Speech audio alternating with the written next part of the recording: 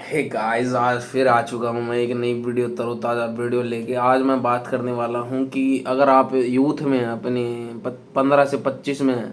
15-25 तो ज़्यादा हो गया, 25 का तो मैं खुद ही नहीं हूँ। अगर आप 15 से 20 साल की उम्र में हैं तो आपको फ़िलोसफी नहीं पढ़नी चाहिए। ये मैं आपको आज बताने वाला हूँ क्यों नहीं पढ़नी चाहिए। अगर आप पढ़ना शुरू कर दिया है, मान लो ओशो को सुनना शुरू कर दिया है, अब क्या क्या दिक्कत आ सकती हैं आपकी ज़िंदगी में, वो मैं आपको डिस्कस करने वाला हूँ। और जो गलतियाँ मैंने करी हैं वो बताने वाला हूँ।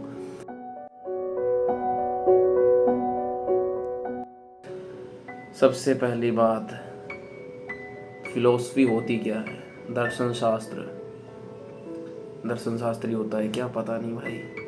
दर्शन शास्त्र मतलब जो ये भगवान भगवान की बातें होती हैं, या फिर हमने जन्म क्यों लिया, एग्जिस्टेंस क्राइसिस टाइप का कुछ है, पता नहीं। इस टाइप का आप समझ गए होंगे मेरी बात, मेरी भावनाएं समझने की कोशिश करिए। भावनाओं, क्योंकि मैं आपके जैसा हूँ, मैं आपको समझाना चाहता हूँ एज ए बड़ा छोटा भाई। तो आज ये बात करेंगे कि क्यों इंसान इतना ज़्यादा सोचने लग जाता है चीज़ों के बारे में, कि ये चीज़ें क्यों होती हैं, हमने जन्म क्यों लिया। बहुत बार सोचने लग जाता है, और ये तभी सोच पाता है जब आप अकेले होते हो। और मेरा ये मानना है कि आजकल तो हर बंदा अकेलेपन से जूझेगा। आने वाले टाइम में जब इंडिया अब जैसे यूएस की तरह बनता जा रहा है, पश्चिम सभ्यता को हम इतने ज़्यादा अपनाते जा रहे हैं कि यूएस वाला टाइम आने वाला है। वहाँ क्या है? वहाँ अकेलापन है भाई। वहाँ किसी को किसी से कोई मतलब नहीं, इतना ज़्यादा प्रोफेशनलिज्म तो नहीं कहेंगे, लेकिन वहाँ हर बंदे को अपने अपने से मतलब होता है भाई। उन्हें कोई किसी से कोई मतलब नहीं होता, अपने फ़ोन अपनी दुनिया से। बस ये बनने वाला है आज के टाइम। इंडिया आधा तो बन चुका है, आधा और बन जाएगा। जो गांव में है हाँ, उनके लिए कम है। और मेरी ये वीडियो शायद शहर वाले ही देखेंगे ज़्यादातर, लेकिन सबसे ज़्यादा ज़रूरी मैं आपको बता दूँ कि अकेलेपन में ही आपको पहली बात तो ख्याल आएंगे। ये सारे ख्याल आते हैं ना जो बंदे। लेकिन कुछ ऐसे भाई भी होते हैं जो जिनको अगर वो भीड़ में भी रहते हैं तो भी वो अकेले रहते हैं, और कुछ ऐसे होते हैं जो अकेले रह के भी भीड़ में हो जाते हैं।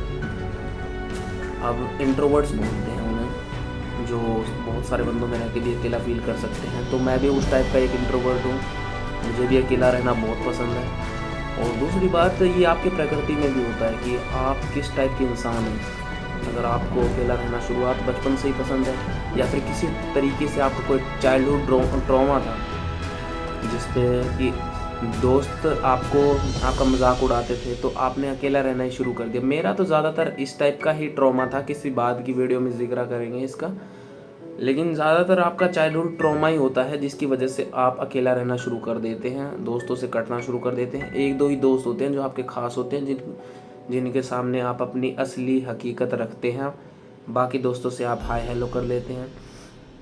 जब आप ज़्यादा बड़े हो जाते हैं तो बस वही हालचाल पूछ लिया। उस टाइम पे वो आपको बुली नहीं कर सकते, लेकिन वही है, आपका उनसे ज़्यादा इंटरेक्शन नहीं होता। वही उस टाइप के इंट्रोवर्ट हैं अगर आप, तो आप अकेले रहेंगे।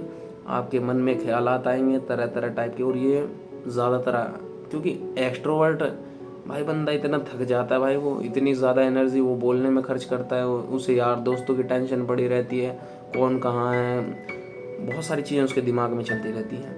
इंट्रोवर्ट में ज़्यादातर क्या होता है, मैं इन सारी चीज़ों के बारे में, मैं क्यों हूँ इस दुनिया में, इस टाइप की बहुत सारी चीज़ें आती रहती है, मेरे खुद की आती रहती है। और आज से नहीं, मेरे तो बहुत पहले से आना शुरू हो गया।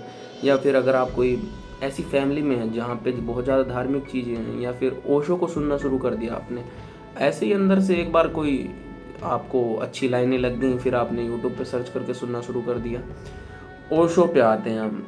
अगर आपने भाई साहब ओशो को सुनना शुरू कर दिया तो समझ लो भाई आप अब ओशो के हिप्नोटाइजेशन में आ चुके हैं भाई। उन्होंने अपना जादू चलाना शुरू कर दिया, क्योंकि वो बंदा है ही ऐसे, अपने में मगन कर लेते हैं। मैंने उन्हें सुनना शुरू किया, उनकी विचारधारा जानने की कोशिश करी कि वो किस टाइप के इंसान हैं, वो क्या कहना चाहते, उन्होंने क्या क्या एक्सपीरियंस किया। बहुत सारी मैंने उनकी वीडियोस देख ली। ज़्यादा डीप में नहीं गया, मैं इतना ज़्यादा बड़ा फ़ैन भी नहीं बना, लेकिन मैं उनसे इन्फ्लुएंस बहुत ज़्यादा हो गया था, बहुत ज़्यादा। मतलब खुल के जीना शुरू कर दिया किसी की मतलब माँ बाप पे भी इतना उनको अपडेट नहीं देता था। एक ये था कि बात उनकी भी सही थी कि ज़िंदगी एक बार मिली है, अपने ढंग से जियो। और ऊपर से मैं आर्टिस्ट भी हूँ और मैं ऐसी जॉब कर रहा हूँ जो मुझे पसंद नहीं है। तो सबसे बड़ी बात तो यही थी कि मैं अपनी जॉब छोड़ दूँ। लेकिन ओशो का अभी तक इतना असर नहीं आया था मेरे पे कि मैं अपनी जॉब छोड़ दूँ उनसे इन्फ्लुएंस होकर। हालांकि वो काफ़ी ज़्यादा इन्फ्लुएंशियल हैं, आपको भी बहुत ज़्यादा उनसे उनकी जब आप कोई डिसीजन लेना होता होगा तो आपके दिमाग में पीछे उनकी आवाज़ आती होंगी कि हाँ, जीना है तो अपने तरीके से जियो, इस टाइप से खुल के जियो। इस टाइप के बहुत सारे उनके आजकल तो रील्स पे वायरल होती रहती है चीज़ें। तो मेरे साथ भी ऐसा होता है, जब मैं कोई डिसीजन लेने वाला होता हूँ तो ओशो की वो लाइन मेरे पीछे दिमाग में बजने लग जाती है और मैं फटाफट से वो उस टाइप से डिसीजन ले लेता हूँ। वो काफ़ी अच्छी भी बात है। लेकिन इनके नुकसान क्या है? फ़ायदा तो फ़ायदे ही फ़ायदे हैं भाई। अगर आप डिप्रेशन से जूझ रहे हैं, मैं भी एक टाइम पे डिप्रेशन में था और शायद अभी भी हूँ, ताकि क्योंकि कुछ पता नहीं भाई, मैं इस टाइप की वीडियोस कभी शूट ही नहीं करता हूँ। डिप्रेशन में होते हो ना आप, तभी आप ज़्यादा यहाँ से नहीं सोचते ना, आप दिल से ज़्यादा सोचते हो।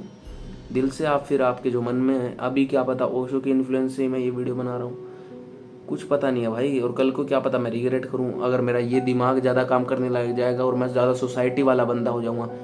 अब मैं एज ए आत्मा, जो मेरी आत्मा कहना चाहती है ना, मैं वो ज़्यादा बोल रहा हूँ। ये ओशो का इन्फ्लुएंस है कि मैं ऐसे बैठा हूँ भाई, ऐसे बैठा हूँ कमरे में बात कर रहा हूँ, क्या पता मेरे पड़ोसी कान लगा के सुन भी रहे हो, ये क्या क्या फालतू बकवास कर रहे हैं रात को अपने आप से बातें करना। सबसे बड़ी दिक्कत यहीं आ जाती है भाई, जब आप अकेले रहने लग गए और ऊपर से ओशो सुनने लग गए, या और फिलोसफिकल बातें करनी आपने शुरू कर दी, या इस टाइप की चीज़ें आपके दिमाग में घुस गई ना कि मैं क्यों पैदा हुआ, ये क्या है सब कुछ, और ऊपर से आप डिप्रेशन में हो, तो ये दोनों चीज़ें आपको एक गलत दिशा में ले जाने लगती हैं। एज ए सुसाइडल थॉट, या तो आप उनसे बच भी सकते हैं या निकल भी सकते हैं। अगर आपके ऊपर इन्फ्लुएंस ज़्यादा है तो आप बच नहीं पाएंगे, क्योंकि फिर आप एक नई पर्सनैलिटी बन जाएंगे। अगर अभी तक आपने, क्योंकि जब आप ज़्यादा इमोशनल होते हो ना, जिस टाइम पे आपका दिमाग काम नहीं कर रहा होता, जैसे कि हार्ट ब्रेक हुआ होता है, या फिर आप बिल्कुल ही, आपको कोई सलाह देने वाला नहीं होता, थर्ड पॉइंट ऑफ व्यू बताने वाला नहीं होता कि भाई तू सही जा रहा है, टेंशन मत ले, तेरा क्लियर नहीं हो रहा एग्ज़ाम, ये नहीं हो रहा, सभी को टाइम लगता है इन चीज़ों में, तो तू भाई सही जा रहा है, टेंशन मत ले। थर्ड पॉइंट ऑफ व्यू नहीं होता, आप अपने आप में बनाए जाते हैं चीज़ें, इमोशनल होते रहते हैं कि सभी आगे निकल गई वो, तब आपको ये चीज़ें जल्दी तोड़ती हैं, आपकी नई पर्सनैलिटी बना देंगी। फिर वो सामने वाला बंदा जो आपको बोल रहा है ना, आप उसी में मगन होना शुरू कर देंगे, आप उसी के अनुसार बनना शुरू कर देंगे, वैसा ही आप अपना तौर तरीका बना लेंगे, वो जो बोल रहे हैं वही आप करना शुरू कर देंगे, जो कि सबसे बड़ी गलत बात है, क्योंकि आप अभी तक की आपकी आइडेंटिटी क्या वो मिट्टी में मिल गई। सोचिए इस बात को, अभी तक आपके जो माता पिता के संस्कार है, क्योंकि वो चीज़ें रहना भी ज़रूरी है, मौलिक रहना भी आपको ज़रूरी है। अगर आपको समाज में रहना है, अगर आपको समाज में रहना है तो आपको मौलिक भी रहना ज़्यादा ज़रूरी है। मौलिक में ये चीज़ें, क्योंकि ओशो को मरवा दिया गया था भाई, सीधी बात है। और जितने भी संत आते हैं इन्हें समाज मरवा ही देता है, क्योंकि ये इतने ज़्यादा इन्फ्लुएंशियल लोग होते हैं, इतने लोगों का माइंड डाइवर्ट कर देते हैं ये।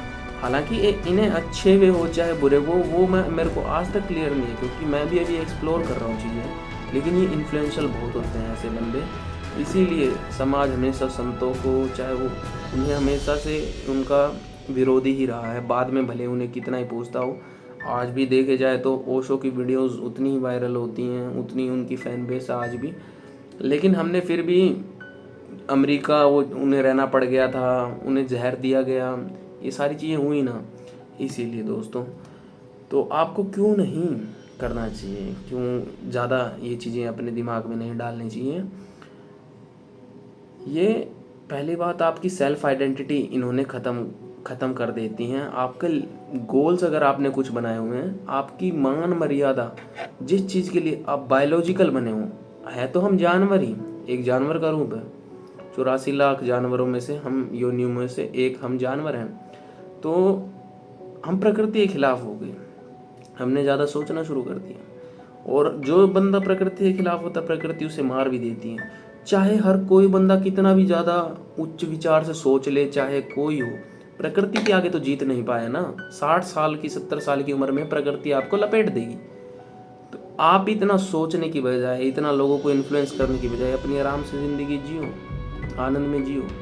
हर किसी को कुछ ना कुछ भूख होती है और वो उसके पीछे पड़ा ही रहता है, पड़ा ही रहता है, पड़ा ही रहता है। वो टारगेट है। शायद ओशो ने भी अपना टारगेट बनाया हो।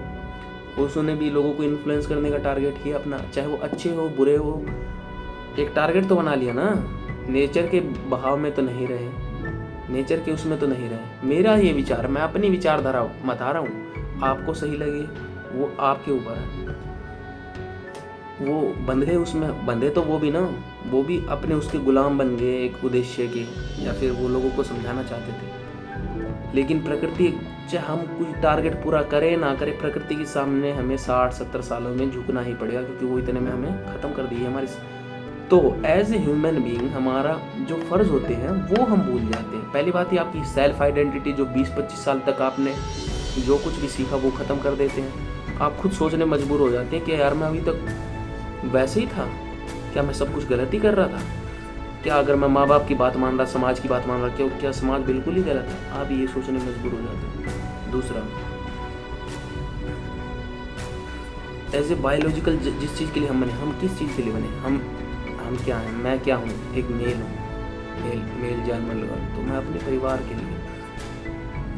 के लिए ही मेरे को इतना तगड़ा बनाया गया है, ताकि मैं उनका पालन पोषण कर सकूँ। ये चीज़ें आपको अफेक्ट करती हैं ना, आपको अपने लक्ष्य से भटका देती हैं। आप अगर मेल हैं तो आपको अपने परिवार की जिम्मेदारी लेनी चाहिए। अब आपके माँ बाप धीरे बूढ़े होने वाले हैं, उनको आपको संभालना है, घर भी आपको बसाना है, आगे चीज़ें। तो उस चीज़ से आप देखेंगे तो ये चीज़ें सारी डिस्टर्ब हो जाती हैं। एज ए साइकिल जो होता है वो सारी चीज़ें डिस्टर्ब हो जाती हैं। एज ए ओशो का भी देखा जाए तो कोई परिवार था नहीं।